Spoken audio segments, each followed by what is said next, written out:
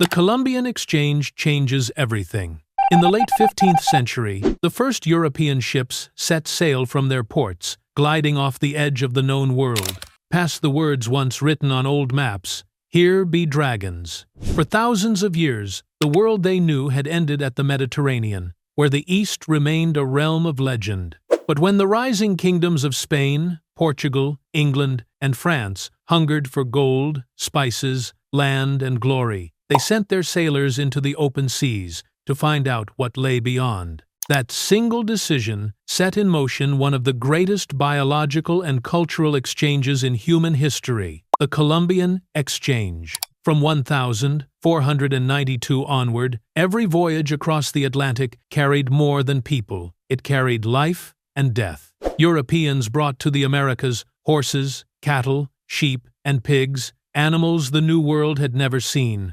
Horses transformed indigenous life, turning tribes into swift riders who ruled the plains. Yet hidden among these creatures came an invisible invader. Smallpox, measles, and influenza, diseases that had never existed in the Americas.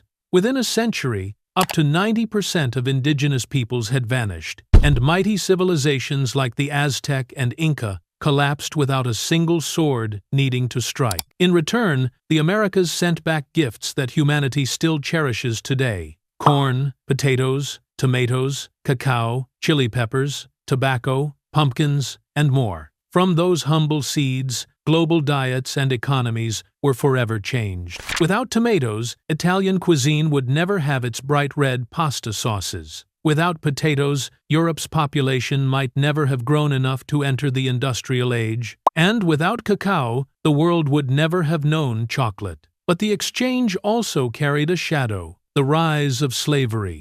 As indigenous peoples died in vast numbers, millions of Africans were forced across the Atlantic to labor on sugar and tobacco plantations. Meanwhile, plants, animals, and microbes continued to migrate, reshaping climates, agriculture, and trade, and ushering in an entirely new biological and economic era. The Columbian Exchange connected two worlds that had been separated for tens of thousands of years. It built the foundation of modern agriculture, altered global diets and ecosystems, and even changed the DNA of humankind. Yet it also marked the beginning of colonialism, inequality, and wounds that have never fully healed. Once again, humanity learned a timeless truth. When we push beyond the borders of our world, we don't just change the map, we change ourselves forever.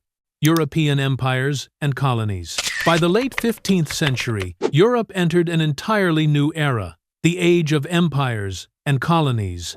The ships that once carried dreams of discovery had now become instruments of conquest. Once the map of the world was redrawn, kings no longer wanted to simply know what the world looked like. They wanted to own it. Thus began a ruthless race for land, wealth, and power. A race that turned the entire globe into Europe's playing field. Spain led the charge. Fueled by gold and silver from the New World, it sent its conquistadors, the conquerors, to claim new lands. Hernán Cortés destroyed the mighty Aztec Empire in what is now Mexico. Francisco Pizarro crushed the Inca Empire in Peru. Their power came not only from steel and horses, but also from their invisible allies, European diseases like smallpox, measles, and influenza, which ravaged indigenous populations long before battle was joined. Portugal was not far behind. It claimed Brazil and built a network of trading posts across Africa and Asia, dominating the trade in sugar, coffee, and enslaved labor. Meanwhile, England set its sights on North America, founding colonies like Jamestown in 1607 and Plymouth in 1620.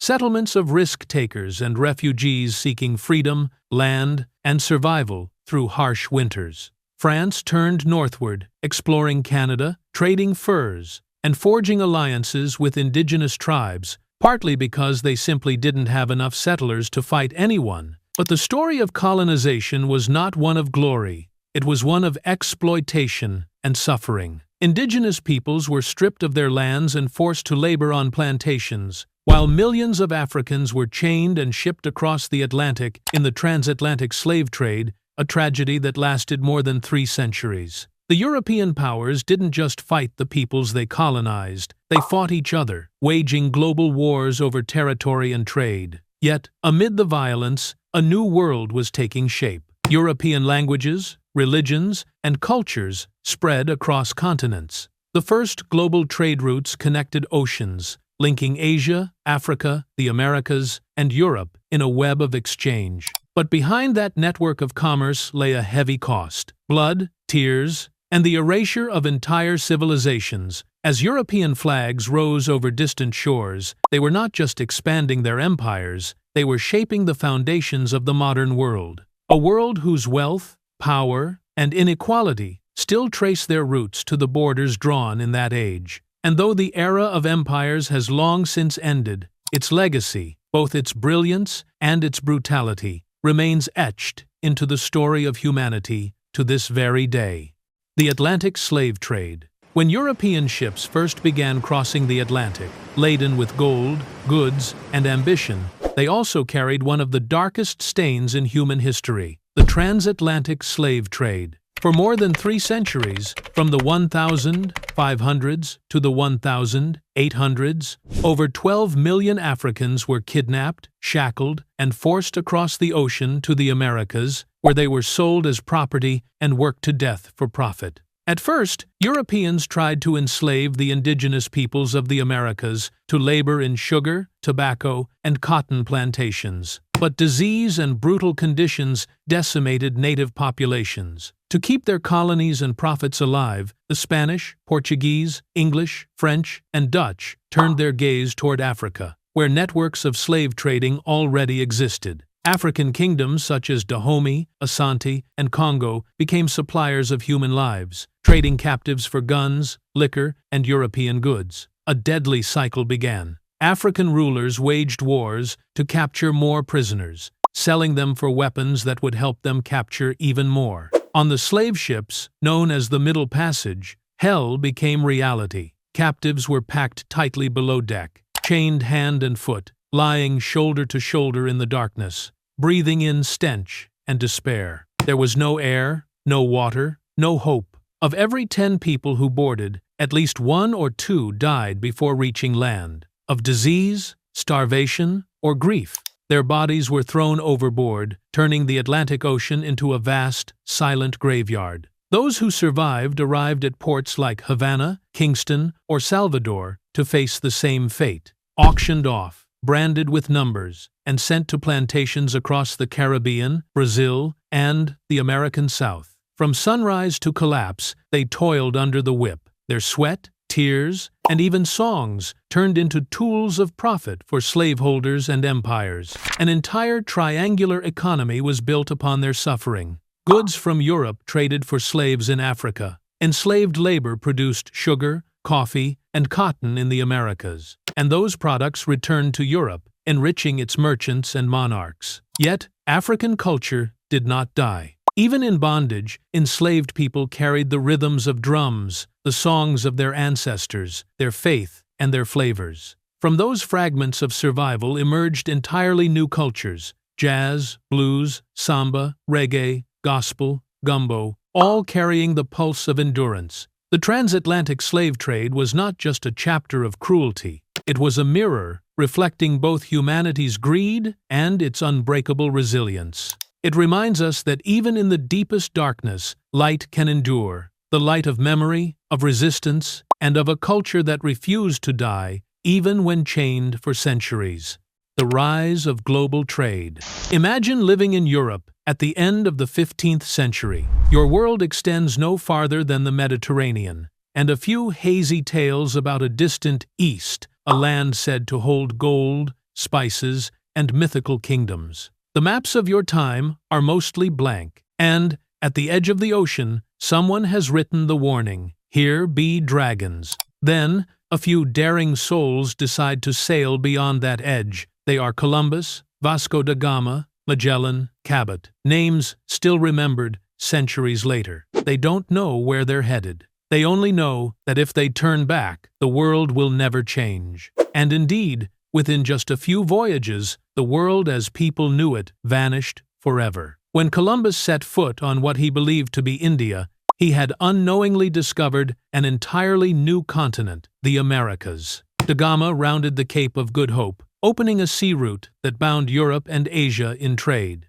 And Magellan, though he never lived to complete the journey, proved beyond doubt that Earth was a vast sphere, circled by oceans no human had ever crossed. But the Age of Discovery was not just a story of courage and curiosity, it was also a story of ambition and blood. After these monumental discoveries, Europe's monarchs began reaching across the globe. They seized lands, built colonies, and turned sea routes into engines of unimaginable wealth. Coffee, sugar, tea, tobacco, gold, all flowed into European ports, while millions of Africans were enslaved and forced to keep this system running. The Atlantic became a triangle of trade, where goods, people, and despair moved endlessly between continents. You can imagine what happened next. Cities like Lisbon, London, and Amsterdam grew rich beyond belief. Their harbors overflowed with goods from every corner of the world. Yet, behind that prosperity lay tragedy. Indigenous civilizations erased, lands stolen, and epidemics that wiped out up to 90% of the Americas' population. The Age of Discovery, glorious as it sounds, remains a bitter reminder that every step forward in human history comes with a cost. The modern world, its global trade, its blended cultures, its food, its languages, all were born from that age. So, what do you think? Was that discovery worth it when it came at the price of millions of lives and the loss of entire civilizations? Or is that simply the nature of history? A cycle where every great act of discovery casts its own shadow of greed. Conflicts and wars across continents. Imagine standing on the deck of a wooden ship in the middle of the Atlantic. The year is 1756. The wind whips against the sails, the British flag flutters above you, and below the deck, hundreds of people are chained together in darkness. Somewhere beyond the horizon, cannons thunder over distant colonies. The world is changing, and it is no longer a world of isolated empires, but one ruled by war, commerce, and human bondage. This was the age when Europe stepped out to dominate the globe. Britain, France, Spain, Portugal, and the Netherlands raced to redraw the world map with guns, gold, and blood. They carried not only goods and flags, but also a dangerous belief that power gave them the right to decide the fate of humanity. And in that relentless pursuit, the transatlantic slave trade became the dark engine that kept the world turning. Millions of Africans were torn from their homes, crammed into ships, where every breath was a fight for survival. That voyage was called the Middle Passage, the road between hell and earth. Those who survived were sold in the Americas, forced to work to death on plantations of sugar, coffee, cotton, and tobacco. Meanwhile, the traders returned to Europe with gold, goods, and coins stained with blood. At the same time, across the ocean, the 7 Years' War erupted, the first truly global conflict, long before anyone spoke the words World War. It spread across continents: Europe, India, the Caribbean, North America, even the Philippines. Britain and France, locked in a duel for global supremacy, poured everything they had into battle. In the end, Britain emerged victorious. They took Canada, gained control of most of India, and ruled the seas, becoming the world's dominant empire. But that victory was not won through glory. It was built on chains, corpses, and the suffering of millions. War left Britain's treasury empty. To recover, it turned to its American colonies, taxing them heavily, sparking the American Revolution. France's defeat, meanwhile, plunged it into crisis, paving the way for the French Revolution of 1789. And in Africa, the scars of the slave trade ran deep: population loss, shattered societies, and wounds that would take centuries to heal. If the 7 Years' War shaped the political order of the modern world, then the transatlantic slave trade revealed its soul, or perhaps its shadow. On one side stood power and profit, on the other, despair and human pain. Yet somehow, the two were bound together, shaping the very foundations of the world we live in today. So pause for a moment and imagine, if you were on that ship, hearing the waves crash, smelling the salt air, and the cries rising from below, what would you do? Would you close your eyes and whisper, "This is the price of progress"? Or would you realize that sometimes what we call civilization is just another name for the tragedy of humankind? Seeds if revolution. Imagine living in Europe in the 16th century, an age when kings and queens began to realize that ruling a nation required more than noble blood or blessings from the church. They needed power. They needed wealth. And above all, they needed a reason to expand. From that realization, a new world was born, the age of the first modern states, and with it, the beginning of global conquest. Spain had Isabella and Ferdinand, the royal duo who united the Iberian Peninsula and dreamed of empires beyond the ocean. England had Henry VII, the quiet architect of the mighty Tudor dynasty. France had Louis XI, the Spider King, who wove every thread of authority into the hands of the crown. These were no longer feudal lords bound by tradition. They were the founders of centralized power, nation-states, ready to compete for dominance over the world. And as their flags fluttered atop ships bound for the horizon, the age of exploration began. Columbus set sail for Asia and stumbled upon the Americas. Vasco da Gama rounded the Cape of Good Hope, linking Europe to India. Magellan's fleet circled the globe, proving the Earth was far larger and far more connected than anyone had imagined. These weren't just voyages. They were humanity's first global eruption, a moment when Europe both discovered and began to dominate the world. Yet, behind every tale of discovery lay shadows of conquest and suffering. Within decades, brilliant civilizations like the Aztec and Inca were erased. Millions of indigenous people died from smallpox, measles, and massacre. Across Africa, European ships began to carry millions of enslaved men and women across the Atlantic, fueling the blood-soaked triangle of trade between three continents. Meanwhile, gold, spices, and crops from the New World poured into Europe, feeding empires that grew richer and more ruthless than ever before. But from those same ships, the threads of a connected world began to form. Corn, potatoes, tomatoes, and chili peppers crossed the ocean to Europe. Horses, wheat, and coffee went the other way. Cultures, languages, and faiths collided and intertwined, creating a tangled web of identities that still defines our world today. The map of Earth was redrawn, and so too was humanity's understanding of itself. This age also planted a different kind of seed, a revolution of ideas. As powerful monarchs built empires, ordinary people began to ask, if a king can shape the world, why can't we shape our own future? From that question sprouted the ideas of liberty and democracy, taking root in America in 1776, erupting in France in 1789, and spreading across the globe in centuries to come. Every era leaves behind a legacy. The age of kings left us borders. The age of explorers left us global trade. And the age that followed, the age of revolutions, would leave us something far greater. A world where power no longer lives on thrones, but in the hands of people, in their votes, their pens, and their voices. And that is where the next chapter of history begins.